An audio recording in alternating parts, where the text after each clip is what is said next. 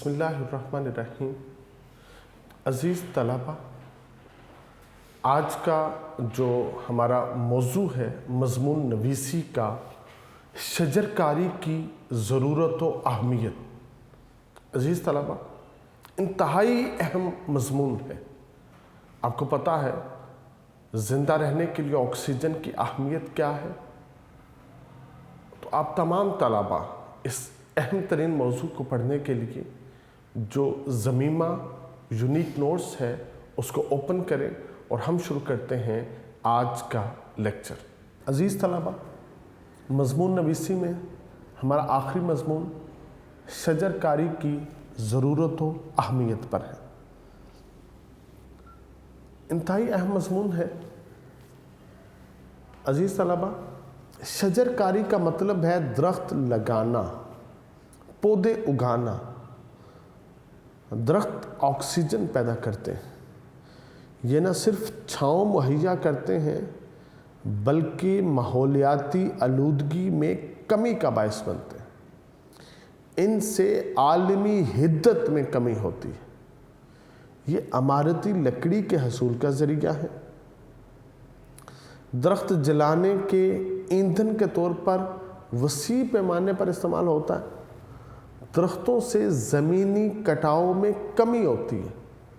सैलाबों की तबाहकारियों से बचाने में मददगार साबित होते हैं। इनसे फल, इनसे फूल हासिल होते हैं। रुए ज़मीन पर अनवाउ अक़साम के दरख्त लगाना या उगाना सदका जारिया है। एक नस्ल दरख्त लगाती है तो अगली नस्ल इससे फैज़याब होती है। किसी भी मुल्क के रकबे का 25% जंगलात पर मबनी होना चाहिए। ये मौसमियाती तब्दीली का बायस बनते हैं। इनकी बदौलत बारिशें बरसाने वाले बादल बारिश बरसाने का बायस बनते हैं। ये न सिर्फ माहौल को खुशगवार बनाते हैं बल्कि इनसे इंसान बेपनाह फ़वाइद हासिल करता है। इनसे शीरी और किस्म किस्म के फल भी हासिल होते हैं। इमारत साजी में इंसान ने अज़मनाए कदीम से लकड़ी का बहुत इस्तेमाल किया है। छतें, दरवाज़े, खिड़कियाँ, फर्नीचर सब लकड़ी से बनाया जाता रहा है। अब अगरचे छतें तो लकड़ी की नहीं होती, लेकिन अब भी बैठने, सोने और सजावट का फर्नीचर लकड़ी से तैयार होता है। दरवाजे और खिड़कियां अब भी बेशतर लकड़ी से बनाए जाते हैं। हमारे दीवान खानों, बावर्ची खानों में लकड़ी के बने कैबिन मुख्तलिफ तर्ज के बनाए सजाए जाते हैं। शमाली इलाका जात में लकड़ी के पूरे घर बनाए जाते हैं, क्योंकि लकड़ी के बने घर सर्दी की शिद्दत में अंदर से ठंडे नहीं होते। ऑक्सीजन जानदारों की बुनियादी ज़रूरत है। दरख्त दिन के वक्त कार्बन डाइऑक्साइड जज़ब करते हैं और ऑक्सीजन पैदा करते हैं। एक दरख्त कई जानदारों के लिए ऑक्सीजन पैदा करता है। ऑक्सीजन ज़िंदगी है। चुनांचे कुदरत के निज़ाम में दरख्त इस सिलसिले में हमारी ज़िंदगी का लाजमी जुज़्व है। अगर सांस लेना है तो दरख्त लगाने ज़रूरी है। बदकिस्मती से हमारे मुल्क के रकबे पर 4% जंगलात हैं, जिनको बढ़ाना अशद ज़रूरी है। ग्लोबल वार्मिंग का मसला हर खित्ते और हर मुल्क का मसला है। आलमी दर्जा हरारत बढ़ रहा है। इस हिद्दत में इजाफे की कई वजूहात हैं। दरख्त आलमी हिद्दत में कमी का बायस बनते हैं। दरअसल दुनिया में 25% रकबे पर जंगलात अगर हकीकत में हों तो इस मसले पर काबू पाया जा सकता है। ज़रूरत इस अमर की है कि शजरकारी को फ़रोग़ दिया जाए ताकि ये दुनिया रहने के काबिल रह सके। कल रात जो ईंधन के लिए कट के गिरा है, चिड़ियों को बहुत प्यारा था इस बूढ़े शजर से। कल रात जो ईंधन के लिए कट के गिरा है, चिड़ियों को बहुत प्यार था इस बूढ़े शजर से। عزیز طلبہ، پرندے زمین کا حسن ہیں۔ پرندے درختوں پر اپنے گھونسلے بناتے ہیں، ان کا زیادہ تر وقت درختوں پر ہی گزرتا ہے، یا وہ فضا میں اڑتے ہیں۔ چڑیاں، طوطے، مینا، کوے، چیل، گدھ، ہدہد، غرض سینکڑوں ہزاروں اقسام کے پرندے درختوں پر بسیرا کرتے ہیں۔ اس حسین پہلو کی ضرورت کے پیش نظر بھی درختوں کی تعداد بڑھانا اشد ضروری ہے۔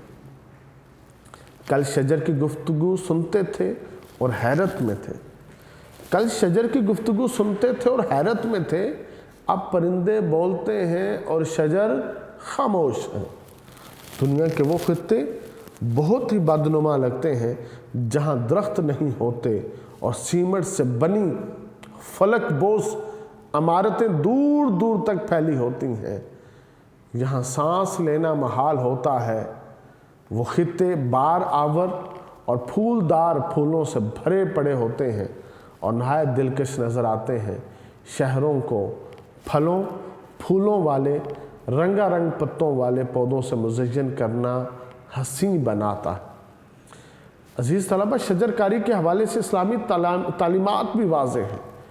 اللہ رب العزت کا ارشاد ہے، اللہ تعالیٰ وہ ذات ہے جس نے آسمان سے پانی برسایا جسے تم پیتے ہو، اور اس سے آگے اور اس سے اگے ہوئے درختوں کو تم اپنی جانوروں کو کھلاتے ہو۔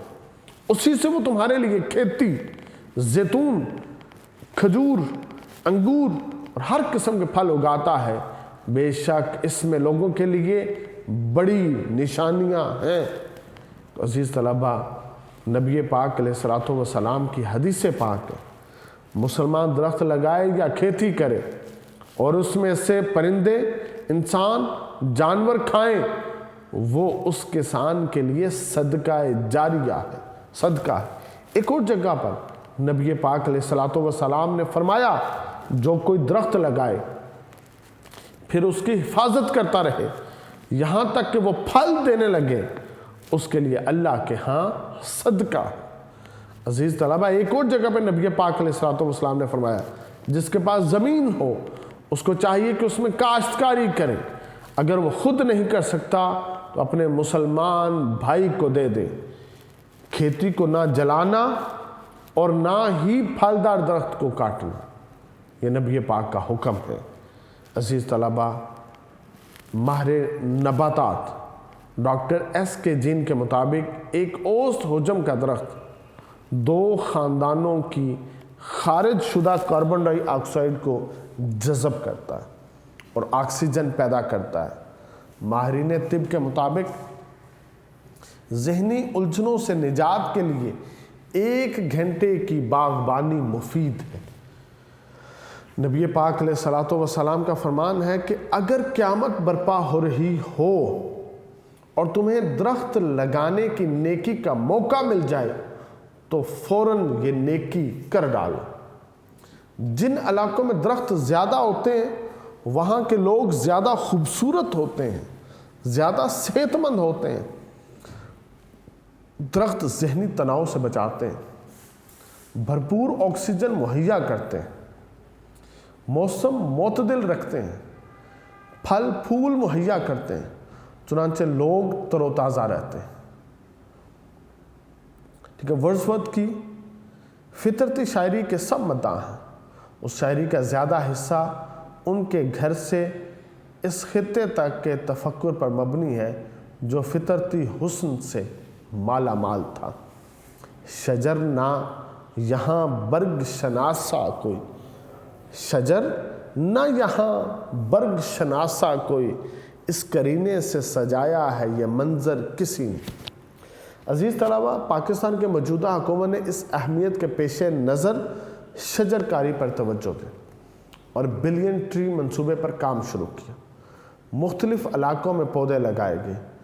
دراصل ہمارے ملک کے لوگوں نے درختوں کو بے درے کاٹا ہے۔ ہمارے جنگلات میں بہت کمی ہوئی اور نئے پودے لگائے ہی نہ گئے۔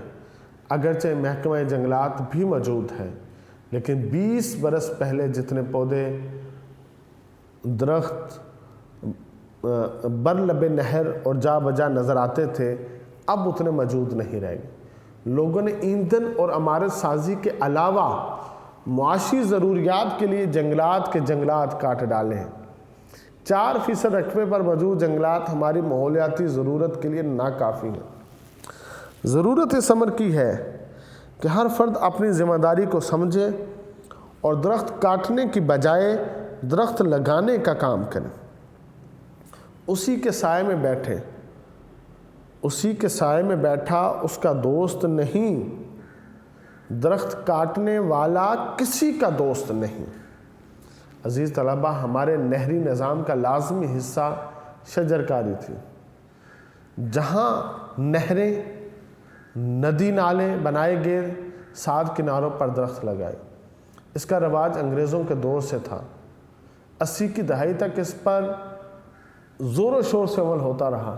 90 کی دہائی میں یہ پودے کم ہونا شروع ہوئے اور تب سے آج تک ان میں مسلسل کمی ہو رہی ہے۔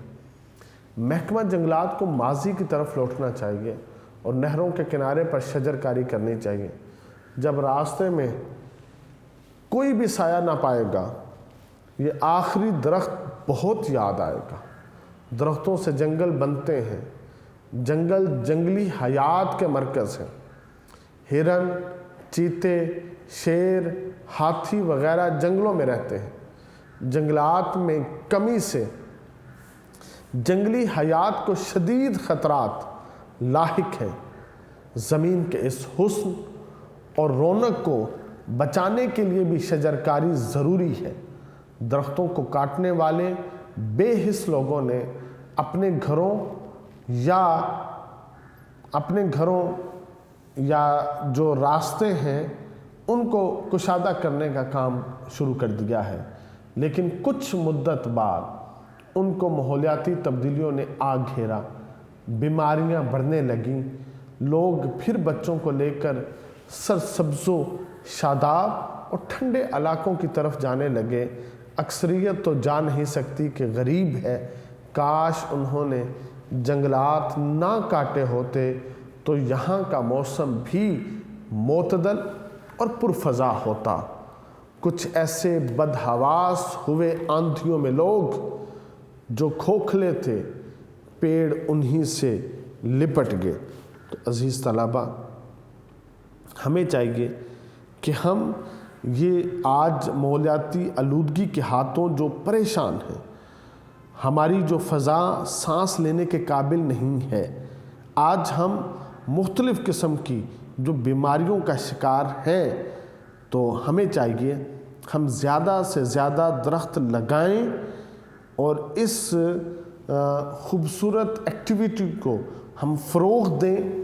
ہمیں چاہیے کہ ہم اپنے سکولز میں، اپنے کالجز میں، اپنے یونیورسٹیز میں، اپنے کارخانوں میں، اپنی فیکٹریوں میں، اپنے دفاتر کی جگہوں پہ اور جہاں جہاں سے ہمارے گاؤں ہیں، ہمارے قصبے ہیں، ہمارے شہر ہیں، ہماری سڑکیں ہیں، ہماری نہریں ہیں، ہمارے دریا ہیں، ہم جہاں تک ہماری پہنچ میں ہے ہم وہاں تک درخت لگائیں تاکہ یہ جو آب و ہوا ہے یہ معتدل ہو سکے، یہ کنٹرول میں آ سکے۔ اللہ رب العزت ہم سب کا حامی و ناصر ہو۔ تو عزیز طلبہ، یہ شجرکاری کے اوپر ہمارا مضمون ہے، اس کو یاد کیجئے گا، یہ پیپر میں آ سکتا ہے۔ اللہ رب العزت آپ تمام طلباء کا حامی و ناصر ہو۔ والسلام۔